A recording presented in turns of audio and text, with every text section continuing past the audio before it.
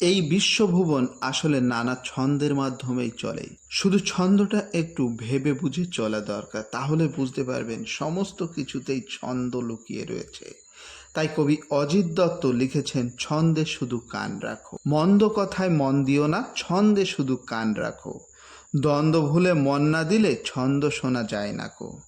ছন্দ আছে ঝড় বাদলে, ছন্দ আছে জ্যোৎস্নাতে, দিন দুপুরে পাখির ডাকে, ঝিঝির ডাকে ঘোর রাতে। নদীর স্রোতের ছন্দ যদি মনের মাঝে শুনতে পাও, দেখবে তখন তেমন ছড়া কেউ লেখেনি আর কোথাও।